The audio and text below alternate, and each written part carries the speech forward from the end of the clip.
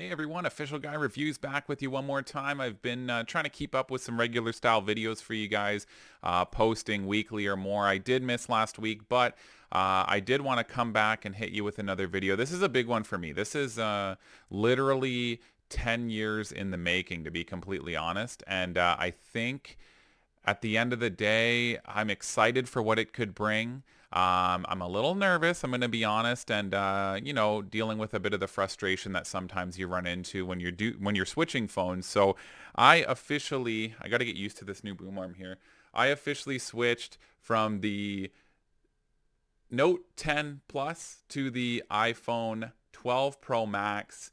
It's official. The switch is done. I don't even have my Note on right now. It's turned off. I usually, when I switch phones, I switch every single year. So I'm going to give you guys a little bit of a background. So as you know, if you've been around the channel, I am a bit of a tech nerd. I have a couple videos about phones. I switch my phone every single year. I'm in my 30s now. Back in my early 20s, I worked at a cellular store for probably 5 years as a manager. Sold a ton of phones in my time. Saw the downfall of BlackBerry, the move over to the attempt at Windows Phone, Android coming in, with the HTC Dream and the Magic, and also the beginning of the iPhone, the 3G, and then moving forward. So I've seen the beginnings of it all. I was always an Android guy. For my work phone, I would typically have a BlackBerry back in the day, of course, because it was the business tool, make you feel real official, real fancy. But I was always an Android guy. I was the one who would be there. I'm not trying to convert anybody. If you want an iPhone, get an iPhone. But I would definitely inform you of the benefits of Android for the simple fact that it was often much cheaper for very similar or much better features, capabilities, the open ecosystem of Android, all the way up. So I would always at least inform people. If you didn't want to hear it and it was an iPhone hardcore person, is what it is. You do your thing. Totally fine by me. I'm not here to preach either way. I just wanted to make sure people knew both sides of it. So I've been kind of the go-to phone guy for a lot of my friends over the years, and they would always come ask me questions knowing my past job and knowing that I stay current in it. I've always kind of been the Android guy. I loved the power, the capability, and the open ecosystem that you get from it for the same or less money. For a long time, much less money, and obviously that's changed a ton over the past couple years. So I've officially done it. It's been over a decade. I've been using an Android device. I've never, outside of a manager's line, ran an iPhone. I've had obviously tons of friends that run iPhones, but I've never run an iPhone. And it's got to the point where this past year to 2 years has really started to frustrate me with Android. And you're seeing it pop up all over the place. And at the end of the day, I don't want to be sitting here doing a spec dump and feature dump and battery life test. That's not what I'm here for. If you showed up through this video and if you're staying through this video, chances are you're curious if you're able to switch from Android, what's possible, what are you going to miss out on? I watched a million review videos on the new iPhone and in preparation and Android to whatever. But what I always found is it seemed to be an iPhone person talking about the cool features of iPhone if you're coming from Android and kind of selling you on iPhone. And at the end of the day, a lot of it, you do find some of the fanatic stuff, and they come on both sides, Android and iPhone. But I just wanted to give you my experience. I've been using the phone for close to a week-ish now. I literally kept both phones in my pocket for a couple days while I attempted the move over, just running the iPhone on a mobile hotspot and letting my Android phone be there because I was so uncomfortable with the change. So here I am several days in, and I wanted to give you a bit of a breakdown. If you are coming from Android, you're in the right place. Hopefully this video helps you a little bit on whether or not you should switch. So to start out, I would like to say basically in 10 plus years of using Android, I'm still a tech nerd, but I've started to really take a look at how much or how little I use my phone for day-to-day mobile gaming and all this kind of stuff. I'm a dad, I got kids, I got stuff to do, I got a job to work on. I just am not the person I was 10 years ago or even 5 years ago. And I think what I started to realize at the end of the day is I'm only using 10 or less apps. I mean, I use a lot of apps, but not regularly. They're more like acquaintances than like a daily driver. And so once I started seeing iPhone, they got some widgets. You can change default apps to a lot of the Google stuff. It started to kind of bridge that gap. And obviously Google knows, you've heard it on other videos, like there's so many eyes on iPhone that Google can't possibly lock Apple out of their ecosystem because it's too big of a fish. So watching all that, I started to see the different alternatives out there. The Pro Max came. I did see the 6 gigs of RAM, which was huge for me because obviously I don't want refresh in the background. That's frustrating to me when I am doing things.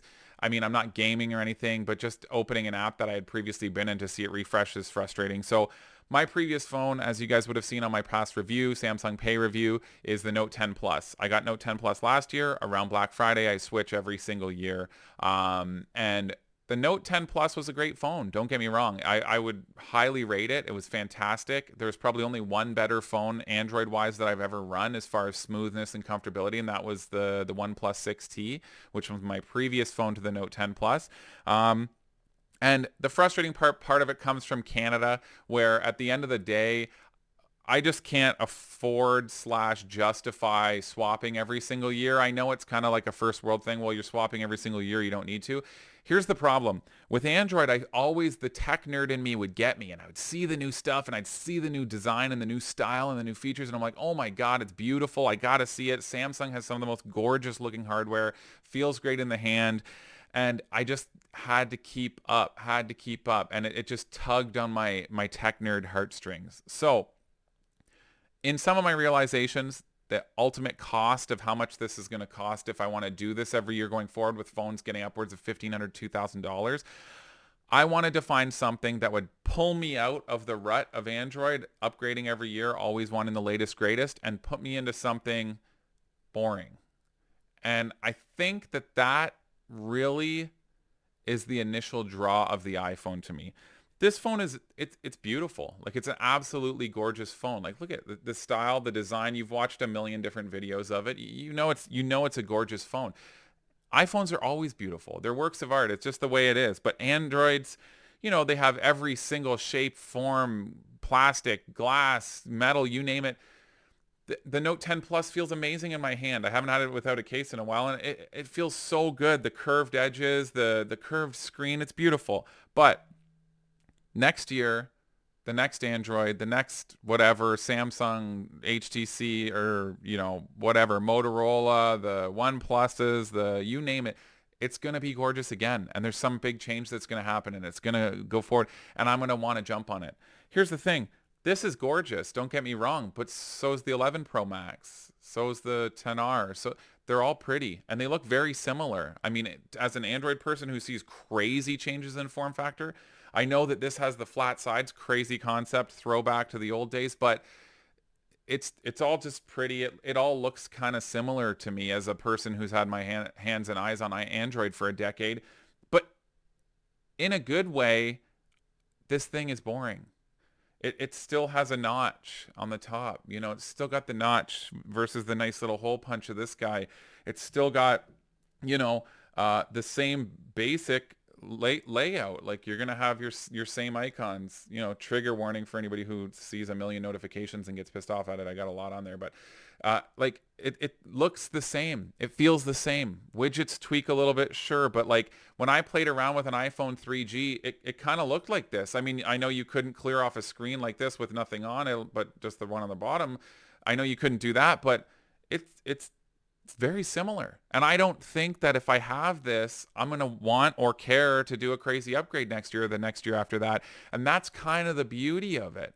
I'm never going to be a person preaching iPhone and saying you need to switch, because there's a lot that you can get on Android that Apple doesn't even touch. And it's just the openness of the ecosystem. But lately, it seems every article I see, Google and Android are pulling more privacy problems, pulling more issues, and then every release Apple seems to releasing, I'm seeing, oh, well, it tells you, there's a little light that tells you when the camera's in use, when the microphone's in use, you can switch to not precise location, just a general area for the targeting. This is all things that I'm starting to wonder more about. And at the end of the day, whatever, all the tech giants, I mean, it is what it is. They own the world anyways, but at least makes me feel warm and fuzzy. You know what I mean? The other side of it too is obviously, as you're all aware, if you're coming from Android, you've seen it going through the years, depending on if you're on like a crazy flagship or not. The Note 10 Plus, I didn't encounter it a lot, but there's so many Androids for app developers to customize and tweak. It seems like over the years there's been so many apps that either A, don't function super cleanly, they're, not fully optimized for the phone, they're not this and that. I mean, Apple is one phone. Yeah, there's a few models this year, but they don't have to worry about 50, 70, 100, 2,000 launches this year. So that's huge. So it's boring. Yeah, it's super boring. The style, gorgeous, but it is every year. It looks very similar to this, and this is nice. Don't get me wrong. It feels good in my hand, but it is boring. And that's fine, actually. I didn't think it was fine before, but I think it is now because it's not going to make me want to switch next year. And maybe in a couple of years, I'll get out of my contract and I can move on. I mean, you guys know I'm Canadian. The contracts are brutal here. It's absolutely terrible. So I could buy the phone outright, which I can't justify nor afford, or just continue going like this forever. And this way I can get off the train. So that's one big thing. Now, my actual experience is going to be a little bit longer video, obviously. I just wanted to get that out there. My actual experience with the phone itself, it feels great in the hand. It is heavier than the Note 10 Plus, which I found shocking. Again, I'm not here to feature dump. I'm just here to tell you my literal physical experience with it. If you have a case on this, I found the Note, if you're scrolling, you always have your pinky kind of at the bottom, like just like so. You got your pinky down there holding the weight of it and you're scrolling through. And first world problems again, but I mean, if you just have no case, it's fine. If you get a case on the bottom of this thing, much more than the Note even because of the raw weight of it, it will start digging into your pinky. I actually noticed last night my pinky was hurting after I was reading some articles for, 20 minutes, half hour, and I looked and there was actually an indent in my pinky from the weight of the phone with the case. Right now, I'm just using like a basic... This is kind of like a plastic back gel-sided case, nothing crazy. And like it just has your like little cutout for the port. And the port sitting on my pinky literally indented my finger. And I know there's cases you can buy with cutouts along the bottom, but it's a point of note. I mean, if you just want to buy a $15 case, it may just be like this and it will dig in, just a point of note. I did get that a little bit with the Note, but not near as much as this thing. This is a big phone, but if you're buying the 12 Pro Max, you know that and you're fine with it. So all good there. The screen itself, obviously I'm coming from, this is a nice flat screen. You have the curved edges of the Note 10 Plus, which is beautiful.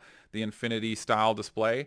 I'm really liking the flat display. I mean, you have bezels around the edge and everything, and that is what it is, but it feels clean. I love not having that curve, which is hilarious because a few years ago the curve came and everybody's like, oh my God, the curve feels so good. I'm not loving the curve compared to this. It feels really solid. The flat sides, they are what they are. Same as every single other video I've watched on this. It's a fingerprint magnet. Get a case on it. As you can see, I went the clear case with the matte on the back, so it's just like even less chance of showing a ton of fingerprints. Actually, if you see on my Note as well, like it's got matte as well because it's the biggest fingerprint magnet in the world. I just put a matte skin on it.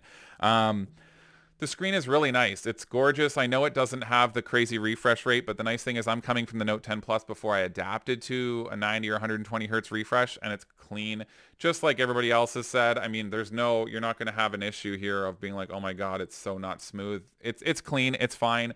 There's no issue with it. Apple works their magic, and lo and behold, it's still nice and smooth. So that's good news there. The Spotlight search is something you better get used to. I do it for most of my searches on Android. I'll open up the app drawer and search.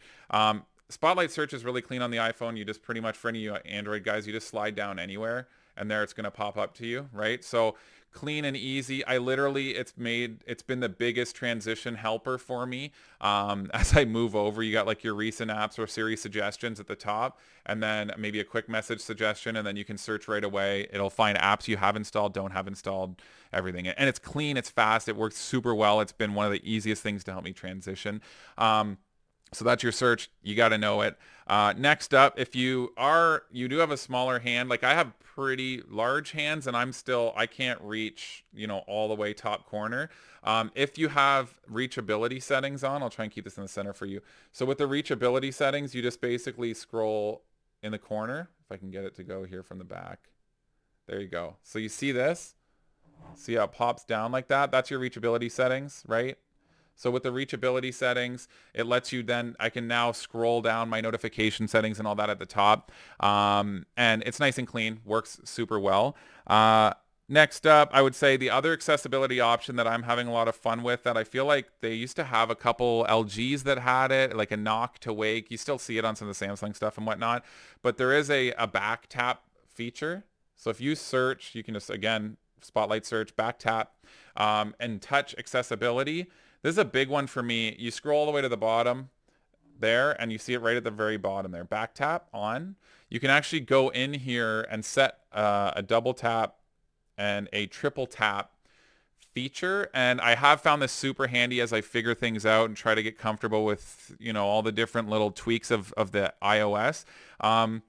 Set that to things that are useful to you. Right now I have it set double tap is going to open my control center, which is super handy. It's quick access for everything for anybody who's not familiar with Apple at all at this point. I'm guessing you've seen this if you have an iPad or whatever.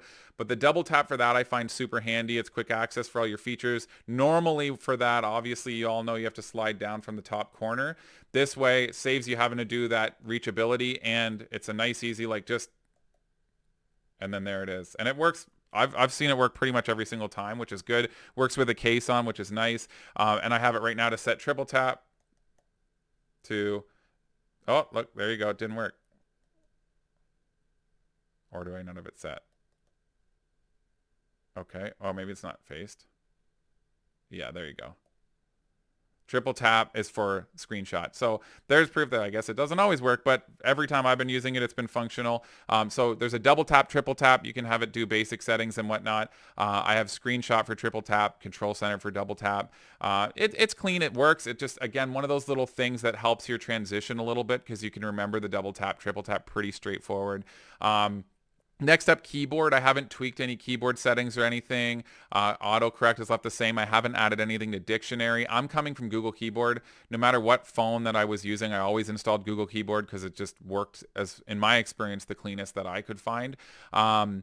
And I swipe pretty much exclusively because I'm always holding big phones, and it is a lot easier to swipe around with one hand than trying to reach all the way across the keyboard. Swipe is super clean on iPhone. No issue. It actually might be a little bit cleaner than Android and more functional, which is great. I do find that the autocorrect isn't quite as clean as Google so far. I mean, it's a work in progress. It may get a little bit better as things adapt, but it's not quite as clean as Google Keyboard in my experience. The other thing I find is that when I've typed a word that I want it left as that word, I know I can add it to my dictionary, but it auto switches it when I press space. It does that on Google Keyboard as well, but when I would backspace, the first suggestion on the suggested words in the top left would be the previous word I typed, whether it was a spelled wrong word or a slang word or whatever. Whereas this, it kind of appears above the word you were typing. Again, subtle nuances, but that's the whole point of this video is I wanted to let you know if you're coming from Android, these are the little things more than like the location of the lock button or something that really I'm finding myself messing up multiple times in a row. So just my work throughs for it. I will say the move to iOS app, this is going to be like a huge thing for me. That app sucks ass. It's complete garbage. It's like unbelievable to me that a multi-billion dollar, like one of the richest companies in the world, like Apple, can't do better at this. And I get it that they're a lockdown, completely different ecosystem, different OS. I'm sure I'm going to get flamed in the comments for this because I'm just screwing something up. But honestly, I'm coming from 10 plus years of Android. Am I the craziest tech nerd computer programmer? No. Am I a nerd? Yeah, I do. I like gaming. I feel like I'm reasonably computer literate compared to a lot of people I know.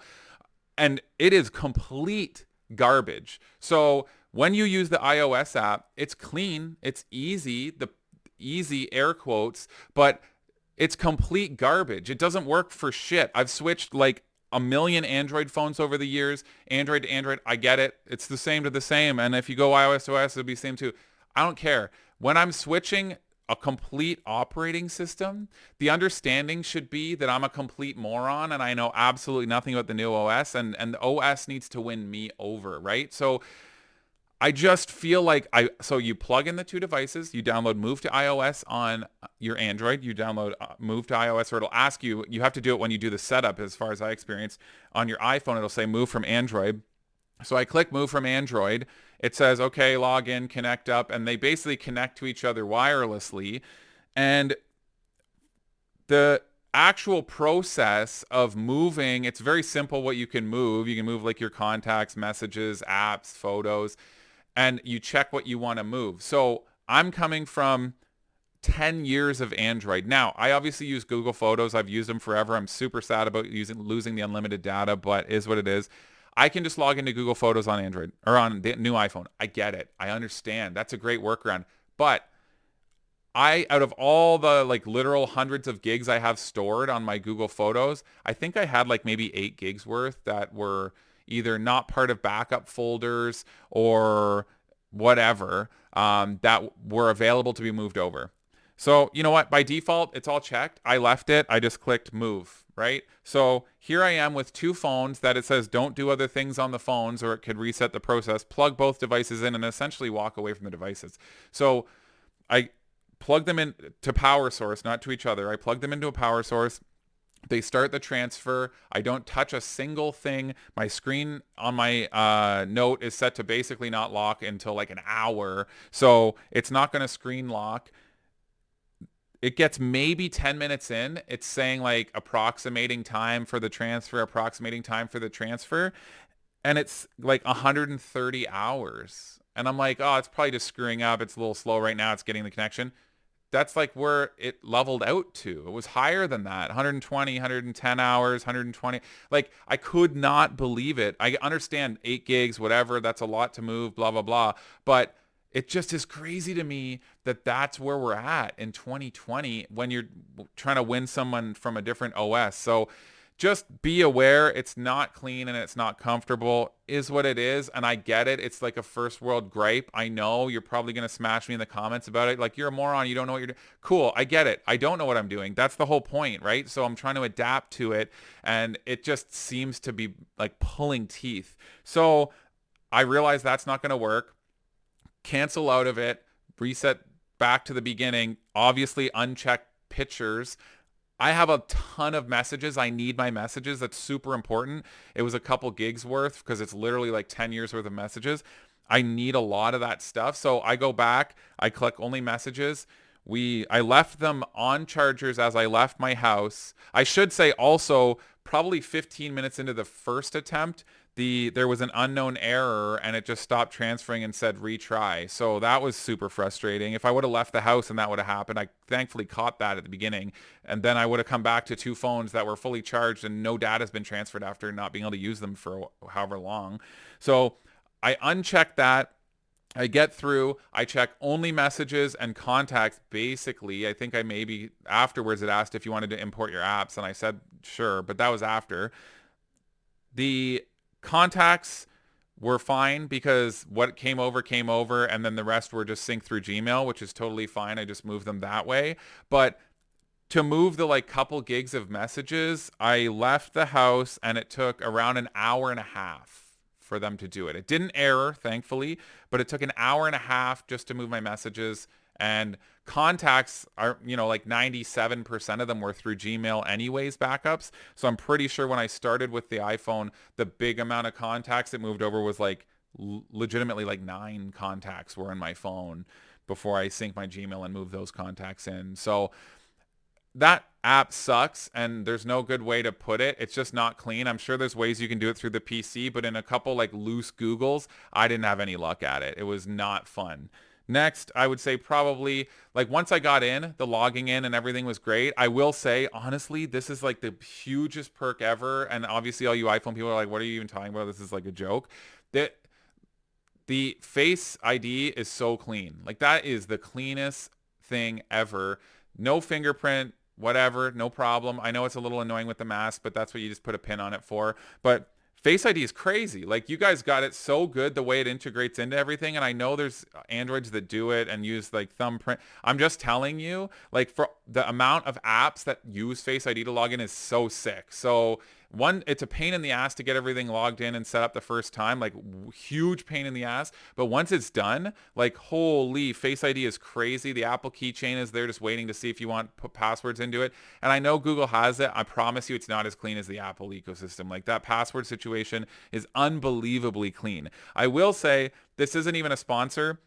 It's just a service that I've used because I switch devices a lot and all that. I've always used 1Password. I actually in my sales career encountered the owner of 1Password when I was selling vehicles. Super, super awesome lady. And she's like, oh, well, you wait when you switch. If you ever switch to iOS, like it's even cleaner there. The app is unbelievable. Like it already is unbelievable on Android, but it's so unbelievable on iOS. And it literally made my switch like night and day easier to move over. It's integrated so well. You can choose it or Google Keychain when you're trying to put a password in or whatever, Google, I think, or Apple Keychain, whatever it is. But it helped so much. So if you're an Android person, 1Password was made it so much easier, and it's so clean on iOS. So it also like just validates Face ID wise as well, and that's again so seamless. So thumbs up for the password keeping for iPhone with the Face ID. That is like crazy clean. Next up for settings, obviously if you're coming from Android, you want to make sure you switch your default programs. You just go to settings and scroll down to the program like Gmail, for example. Click on it. It'll say default email. You can switch it to Gmail. I mean, a lot of that stuff, pretty straightforward. The reachability, the double tap, triple tap, swipe up from the bottom to get the reachability. If you do have to turn on the reachability setting. That's a big thing. One little other one I want to touch on real quick is the notifications settings themselves. So notifications on iPhone, I think this ties all into the simplicity of iOS and Apple is prepare, if you're coming from a lot of years of Android, prepare yourself to feel less in the loop on your notifications. I have a lot of emails. I'm in sales. I've been in sales for a long time. Getting emails coming in from different emails. I think I transferred 12 or 13 or 14 email accounts to my new phone from my old phone. I got a lot of random crap coming in all the time and stuff that's unnecessary, but it's there. And when you're coming from Android, you really are used to that top bar, like your top row, telling you what's coming in. And I would say the top row on here, let me show you here. So the top row on iOS, obviously, there's not a lot going on up there. You have like your Wi-Fi settings, right? Wi-Fi, battery, signal, and the company you're with, or location settings, whatever in the top by default. And I do feel much less informed with my notifications. So I had a whole system that I would have for not forgetting notifications. I would not swipe it. Or you can just see, obviously on Android, you have the solid bar across the top and there's going to be a little symbol for Instagram or a little symbol for Facebook or a little symbol for whatever. And it just stays up there. So I feel like subconsciously when you flip your eyes up to the top and you see it, you're reminded, oh yeah, I got a notification for that. So you don't get that. I mean, obviously you can just kind of swipe into the actual device itself and it will show it on like your home screen. Like I have a messenger notification right now, and then it'll go down to the bottom where it'll say like older notifications and you can swipe to clear. I don't think it's a bad thing. I just think it's definitely probably one of the biggest adapting points for me, switching from 10 years of seeing little notifications at the top to remind myself and having iOS where it's kind of like you open your screen, you see it. If you clear it, that's kind of that. Because the problem is if you don't clear it, it's all cluttering up your home screen and it's kind of frustrating, right? So I don't know. It's just one of those things. It's a small comfort thing, but I feel like I'm definitely feeling like less informed and less in the loop on my notifications. However, I will say, obviously you can send notifications to your like I have a smartwatch to that and catch them as they're coming through just as quick. Obviously you can just go on the device and tweak a few settings to try and clean that. But I don't care what you say. Coming from Android, you will be less on top of notifications without a little bit more effort. But it does tie into that simple, easy feeling and kind of making it boring, but like in a good way and kind of letting you free your life. If you're one of those people who's like a slave to your notifications, it helps a ton. I feel like try and clean your mind a little bit, which is amazing. Outside that, what do we got here? I literally made a list of notes for you guys for this because I didn't want to be like too flighty. I know I'm already pretty bad for that and I have been already, but CarPlay, you're going to want to set that up. Android Auto versus CarPlay, they're very similar. CarPlay feels a little more poppy and haha fun. But you can put a nice amount of apps on it. You can change the wallpaper on it, which is basic but kind of cool. There's a light and dark mode. You can have it automatic to the time of day based on like your phone settings, which is nice. I really enjoy that. And the nice thing is with being able to change default apps, you don't feel too pushed into Apple's ecosystem, which I feel like obviously going years back, that was all you had.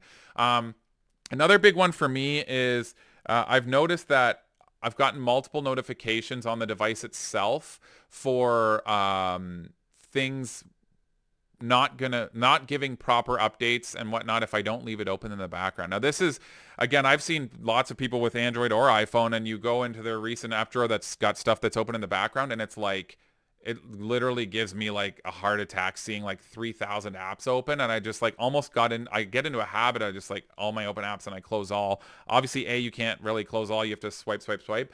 But I have got notifications from things like my Fitbit and whatnot saying you need to leave it open in the background so that you can get proper notifications and let the settings sync properly and whatnot. I don't know. I'm still getting familiar, but obviously I'm not used to that with Google. However, it's probably just because Google just lets them steal everything all the time. So trying to get used to not auto closing everything or certain things. Again, just a little thing. Photos and camera. The camera's gorgeous. I mean, it's beautiful. I feel like it's actually given me a little excitement. As you guys know, I have a little one, 19 months old, and for her, I'm always taking pictures and sending them to my wife. The portrait mode is crazy. Like I feel like Apple's touches to the camera shots are just really pretty. Again, I'm coming from the Note 10 Plus, which is nothing to sneeze at. And I'll do a little bit of a video. My wife ended up sticking Android and going with the Note 20 Ultra, so obviously its camera is gorgeous as well. But there's just something about it that's like clean and pretty. Like, also the Dolby Vision, like when you take a video like 4K 120, the brightness levels, like you can literally see the phone perk up when you open a video that you've been taking on it. And I know compatibility wise, when you send it, it's not the same, but when you're viewing it on the phone, it's insane, the level of quality. It's so impressive. So well done on that. Even if you put it to 4K on my Note, it's just not quite the same as that Dolby pop. However, I have seen the little dots in the dark, a little bit darker stuff, but nothing that completely taints everything. Siri versus Google Assistant. If you're coming from Google and you use your Google Assistant, it's not quite the same, of course. However, you can do a setting. There's tons of videos on it where you can add Google Assistant, download Google Assistant to your iPhone, and then you can have Siri open Google Assistant and then just do it that way. It's a workaround. I just find myself, honestly, I don't use Google Assistant that much. I mean, I use it with my like Google Homes and whatnot, but it is what it is. Google Home, speaking of, I have multiple Google Homes, Chromecast, Google TV, all that kind of stuff. Integration is clean. There's a couple little things where like auto volume up and down, like if you open and cast, you can do that. But I did find a couple apps I do have to actually open the Google Home app, go to that speaker, and then tweak the volume from there. Little things, but it's multiple more steps, like Pocket Casts. If I'm casting a podcast, for some reason the volume doesn't want to just allow it, whereas with Android it was very clean. If I was casting something, that would be the priority for media. And again, maybe that's just something I'm trying to figure out as I go along, and I'll get smashed in the comments, but is what it is. Last but not least, again, the widgets are there. They're clean. They're all right. I mean, I'm not a huge widgets person. I'll put the odd calendar on my main screen or, reminders or whatever on my Android. But outside of having like maybe the weather, maybe, and like a clock, I don't really care that much. I don't use widgets all that much on Android. If you're a widget diehard, we're not there yet, obviously. It's not quite the key for what you're going to need. But what I found is even if I put a reminder app on my main screen, I'd almost like it'd become white noise anyways. Like I'm not looking at it. I'm looking at it, but I'm just like, my eyes go right past it to whatever app I'm opening or whatever. So in summation of this like 33-minute, this is like the longest video I've ever done, so I apologize, but this is a big move for me. Over 10 years, I've been on Android. I used to sell cell phones. I used to suggest Android. I always had Android. I just can't justify paying $2,000 for a phone or $1,500 for a phone. Keep in mind I'm Canadian. That I want to be antsy to upgrade in a year. I see the new stuff. And so I went to iPhone this year because I need to get off the rat race of constantly wanting to upgrade every year and having my tech nerd strings pulled. So here we are on iOS. I'm there. I don't turn my Note on anymore. However, I do still have it. I haven't sold it online yet because I'm not quite sure as far as am I forgetting anything. But I find that at the end of the day, it's been a clean process. It's boring. but it works. And that's kind of what I was hoping I would get out of it. The notifications don't keep me as immersed as Android did in a good way. The widgets, same thing. The apps and the drawer and all that kind of stuff. It's boring. It's the same stuff rehashed. I know there's been big changes. If you guys are here from Android, it's not big changes for what we've seen as big changes. But it works. Like, it's fine. Like, the notch I don't notice already. The phone feels great. The camera looks great. The iOS ecosystem feels smooth, even though it's only 60 hertz. Like, it's a good phone, but it's boring. So if you've kind of gotten to that age where you're like, tech race, tech race, tech race, I have all the latest and greatest everything, I have to have it, and you're starting to realize your phone, especially with all this pandemic stuff, is like, whatever. Like, I read some articles and, send some messages. You might be in the right place. Like, iOS is clean. It's boring, but it works. All the apps I've used so far work, except move to iOS app. It's complete garbage. I freaking hate it. I don't want to drop an F-bomb, but like, that thing is shit. Complete garbage. I hate you. Figure it out. Like, 2020. Come on, man. We want to move to from Android to iOS. Everybody knows that people who have iPhones often keep them for multiple years. So the conversion of people from Android to iPhone is a big, important chunk for iPhone's new business. So figure it out. Please, God, please figure it out, because moving from Android to Android, and I understand iOS to iOS is clean, but this is like so painful. It is painful. So thank you again, guys, for dropping by. I hope this helped out a little bit. If there's any questions I can answer for you in the comments, please feel free to comment. The usual, like and subscribe the video, blah, blah, blah. I'm guessing very few of you will still be here at this point of the video, or you came for the conclusion of the summary. But honestly, I really appreciate it. Thank you so much for your time. And yeah, try not to destroy me too hard. I'm in iOS now. I know the Apple guys can get pretty hardcore, so please try not to destroy me. I hope to be welcomed with open arms. Thanks, guys. Have a great day.